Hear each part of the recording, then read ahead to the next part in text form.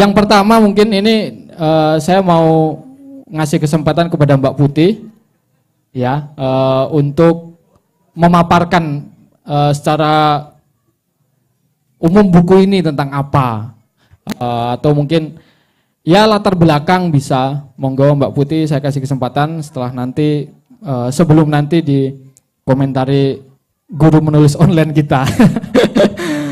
Oke, monggo waktu dan tempat saya persilahkan Mbak Putih. Tepuk tangan untuk Mbak Putih. Oke, terima kasih banyak Mas Alvin. Saya baru tahu Mas Alvin yang desain covernya. Terima kasih banyak. Saya mungkin cerita aja ya, kenapa tiba-tiba jadi buku ini gitu ya. Jadi dulu tahun berapa ya kita menulis bersama, 2016 ya. Waktu itu judulnya Mendidik Pemenang Bukan Pecundang ya. Nah waktu itu kebetulan saya suaminya editor di belakang. Jadi dia itu mengumpulkan tulisan-tulisan saya yang tersebar di blog, diedit gitu ya. Lalu saya ketemu Pak Sumar. Waktu itu di suatu seminar di Atma Jaya, Yogyakarta di suatu konferensi. Saya di ruangan itu ngakak dengerin Pak Sumar tentang pengalamannya mendidik siswa-siswanya di Brito. Pokoknya ruangan itu penuh tawa. Wah lucu banget. Dia cerita tentang anak-anak yang live in, lalu benar-benar kayak nggak bawa apa-apa, benar-benar kayak di titik paling bawah gitu, sampai akhirnya apa yang mereka lakukan ketika mereka berada di titik paling bawah, pokoknya itu. Tapi pembawaannya lucu sekali. Pokoknya itu saya bilang gila, ini salah satu sampai hari ini itu salah satu sesi terbaik tentang pendidikan yang pernah saya ikutin. Pokoknya saya tuh benar-benar ketawa. Tapi saya nggak kenal Pak Sumar. Maksudnya saya tahu tulisan-tulisannya, saya baca, tapi saya juga nggak kenal secara personal, juga nggak ngajak kenalan. Nah saya tuh hobi nulis di blog sebenarnya waktu itu, dari dulu hobi nulis di blog. Lalu suka ngetek Pak Sumar karena baca bukunya ngetek. Terus ketika saya nulis blog, saya ngetek Pak Sumar. Pak Sumar ternyata tertarik sama tulisan-tulisan tersebut, diajaklah berkolaborasi untuk membuat buku bersama. Nah kebetulan suami saya itu udah ngumpulin dan udah diedit rapi sekali gitu ya.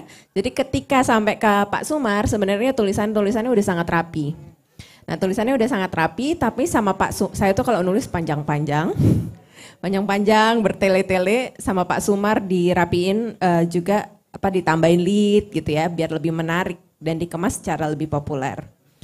Nah tahun ini entah kenapa Pak Sumar nanti mungkin cerita ya, Pak Sumar tiba-tiba ngontak saya lagi, minta naskah lagi gitu ya. Tapi saya nggak kasih lewat suami saya nih, jadi benar-benar saya bilang Pak Sumar, saya nih pengen sekali menulis buku tuh yang sistematis dari depan sampai belakang urut begitu ya, maksudnya yang pakai research yang benar gitu. Cuman saya lagi nggak ada waktu karena tiga tahun terakhir ini saya hampir setiap akhir pekan itu bergerak untuk mengajak teman-teman guru sekolah dasar dan madrasah ibtidaiyah belajar lagi tentang matematika, tentang membaca. Jadi saya sehari-hari itu kerjanya bikin modul-modul buat guru. Jadi kerjaan menulis tapi benar-benar sangat buat latihan gitu ya, buat pelatihan, lagi nulis jurnal juga, saya nggak ada waktu nih. Oke, pakai tulisan-tulisan lama lah katanya. Akhirnya dikumpulin beberapa tulisan, termasuk beberapa refleksi saya ketika saya mengikuti Massive Open Online Courses di Coursera gitu ya, yang dalam bahasa Inggris waktu itu saya tulis, akhirnya diterjemahin, terus entah kenapa diolah sama Pak Sumardiantas sedemikian rupa, dicari benang merahnya gitu, sehingga akhirnya jadi buku ini. Nah waktu itu ngobrol sama Pak Sumar nih, pokoknya saya percaya deh, Pak Sumar kasih judul buku apa aja, saya percayalah sama Pak Sumar. Jadi ini judulnya, idenya Pak Sumar gitu ya. Nah waktu itu kami ngobrol-ngobrol apa sih benang merahnya. Dan salah satunya adalah tentang perbedaan zaman gitu ya. Saya ketika menulis tulisan-tulisan saya di dalam buku ini dibandingkan dengan buku saya sama Pak Sumar yang sebelumnya, perasaan saya tuh sebenarnya udah dalam keadaan yang lebih nyaman, lebih dewasa. Dulu mudanya itu saya kerjanya tuh kayak emosi, kenapa pendidikan kayak gini? Kenapa pendidikan kayak gini gitu. Tapi ketika tulisan-tulisan di dalam buku ini, itu sebenarnya saya udah dalam keadaan yang sangat rileks gitu. Kalaupun kondisi pendidikan itu lagi nggak baik-baik saja, saya ya slow gitu, slow. Nah, dan apa namanya, kalau istilahnya Pak Sumar udah masanya mencari kedalaman makna. Jadi udah nggak ada yang dikejar selain apa namanya, selain apa ya, entahlah kebijaksanaan apa enggak juga sih, tapi selain ya mencari makna lah ya. Mencari makna. Nah, ketika buku ini udah jadi, menariknya saya baca ulang. Dan saya waktu itu sempat bikin status, saya bilang, buku ini kok tentang ini ya, tentang saya dan murid-murid saya sebenarnya. Jadi saya dengan mahasiswa saya, relasi saya dengan yang pernah jadi murid saya, relasi saya dengan orang lain. Jadi pada dasarnya buku ini adalah, buat saya pribadi adalah gambaran bagaimana menjadi seorang pendidik itu membuat kita berinteraksi dengan orang-orang yang menyentuh hati kita sedemikian rupa sehingga akhirnya didokumentasikan di dalam tulisan-tulisan di buku ini. Itu dari saya. Nah, sebelum nanti kita tanya jawab, terakhir saya mau ini dulu, mau tanya ke Mbak Putih metode. Nah ini kalau Mbak Putih, ini kan ngajar calon pengajar. Nah ini mungkin ya ngajar calon pengajar ini mungkin metodenya lebih menantang lagi kayaknya, karena apa iya puasa digital misalnya diterapkan memungkinkan nggak atau kayak gimana, mungkin pengalamannya Mbak Putih mengajar calon pengajar ini saya penasaran juga ini. Monggo Mbak Putih. Itu di belakang ada dulu mahasiswa saya sekarang di kuliah di Jogja tuh Dian Sulis. Iya, jadi saya sehari-hari itu memang mengajar calon guru dan guru ya. Jadi kalau weekend saya biasanya ngajar guru Sabtu Minggu, tapi kalau di hari kerja biasanya memang saya mengajarnya calon guru, calon guru. Buat saya sih ngajar calon guru nggak sulit sih, itu adalah pekerjaan yang sangat saya cintai ya. Jadi apa? Itu kayaknya dalam hidup saya nggak mau melakukan yang lain. Kayaknya itu memang paling utama ya. Saya bisa membayangkan melakukan itu seumur hidup saya. Jadi kalau dibilang menantang banget, nggak juga sih kebetulan. Karena lingkungan saya itu sebenarnya memang teman-teman dosen saya semua itu sangat suportif banget ya, saling dukung satu sama lain.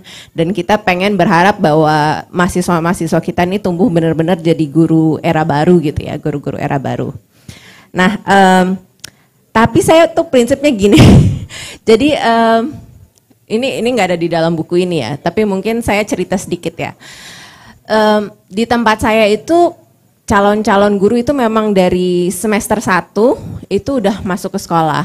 Jadi semester 1 2 minggu di sekolah, 2 minggu di sekolah, mereka mulai dengan observasi sekolah dan berpikir dengan cara melihat sekolah untuk mengenal lingkungan sekolah dan mengenal cara berpikir sebagai guru. Di tingkat kedua mereka biasanya masing-masing setiap semester 2 minggu masuk ke dalam sekolah lagi, dan itu sekolahnya tuker-tuker ya.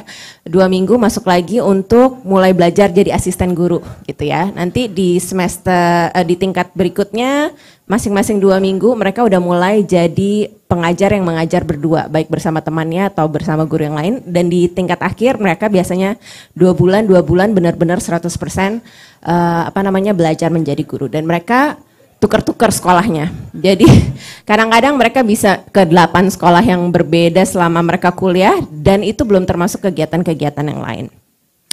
Nah, tapi mungkin yang saya mau ceritakan adalah gini, mahasiswa-mahasiswa saya itu kebanyakan kemudian mengajar di sekolah-sekolah internasional. Jadi mengajar di sekolah-sekolah internasional atau sekolah nasional plus atau sekolah-sekolah yang bagus gitu ya. Dan kadang-kadang mereka itu udah mulai ngajar nih terus gelisah gitu. Jadi beberapa gitu ya mahasiswa-mahasiswa saya datang ke saya, aduh ngajarnya enak sih tapi saya bosen nih gitu kan. Pengen deh melakukan sesuatu yang lain gitu ya. Jadi saya selalu bilang sama mereka, jadi kalian ini nggak jadi guru di kelasnya masing-masing. Kalau sekarang kalian kebetulan mengajar di sekolah yang bagus, ambil aja ilmunya. Jadi diambil aja ilmunya, kan mereka jadi bisa ikut acara konferensi yang bagus-bagus, terus mereka diundang, ada biasanya di sekolah-sekolah semacam itu tiap semester mereka ada pembicara di mana, dari berbagai negara, ambil aja ilmunya, Lalu abis itu bagikan lagi kepada teman-teman guru lain yang nggak punya akses seperti itu.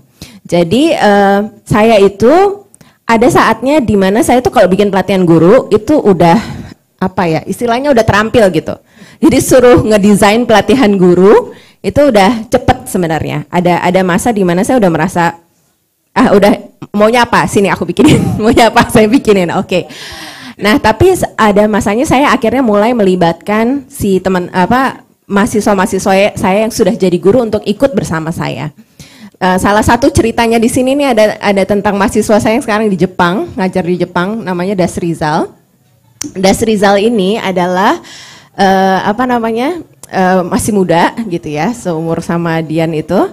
Lalu dia itu hobi seni, nyanyi, suaranya bagus sekali ya, bagus sekali. Jadi dia tuh kalau dia tuh waktu dia ngajar di Jakarta nanti sorenya dia ikut musikal itu loh, jadi pemusik, pokoknya ikut musikal. Nah, suatu hari saya diundang, saya ditawari oleh guru saya Pak Bagiono untuk berbagi di sebuah SMK di daerah mana tuh, daerah Glodok gitu ya, tentang bukan lagi tentang biasanya ya saya pelatihan metode gitu gampang lah, tapi tentang berjiwa sebagai guru gitu. Gimana menumbuhkan jiwa kita sebagai guru gitu ya, saya Pak Bagiono. Lalu saya minta Das Rizal untuk menemani saya. Jadi saya meminta dia, saya bilang gini, kalau ini temanya nih berat nih. Guru itu ketika kita mau bicara sesuatu yang sifatnya jiwa, karakter gitu ya, mereka itu harus bisa bersentuhan dengan hal-hal yang indah. Jadi nggak mungkin saya ngajarin, kita jadi guru harus begini, harus begini, harus begini gitu ya. Jadi aku nggak tahu caranya, Das, terserah kamu. Pokoknya kamu nanti harus menampilkan sesuatu yang indah. Akhirnya yang terjadi, kami datang ke sekolah SMK tersebut di Glodok. Lalu biasalah kami kasih gurunya bacaan, kita diskusikan, terus kita sharing bagaimana kita semua berkembang sebagai guru, melakukan refleksi. Tapi setelah itu Das Rizal ternyata menyiapkan sebuah lagu gitu ya, lagu Indonesia, lagunya Guru Soekarno Putra. Dan karena dia suaranya sangat bagus gitu ya, dia menyanyikan lagu itu guru-guru tuh teriak gini, Afgan, Afgan gitu. Afgan, Afgan. Nah saat dia menyanyikan lagu itu saya lihat guru-guru itu tiba-tiba menangis, termasuk Pak Bagiono yang mengundang kami ke sana ya. Nah jadi terakhir-terakhir ini termasuk Mbak Dian dan beberapa mahasiswa-mahasiswa saya yang jadi guru itu seringkali saya libatkan untuk berbagi dengan teman-teman guru yang lain. Jadi selain ilmunya, teman-teman guru itu juga lihat, ini saya dosen, ini dulu mahasiswa saya, tapi sekarang dia setara kok sama saya, gitu. Jadi kita bisa memperlakukan murid-murid kita itu juga sebagai orang yang setara sebenarnya. Jadi benar-benar saya menganggap dia udah masuk, udah jadi guru nih, kita benar-benar udah udah satu profesi. Jadi kamu dan saya ya sama-sama. Akhirnya ya begitulah hubungannya seperti itu. Mungkin sedikit gambaran.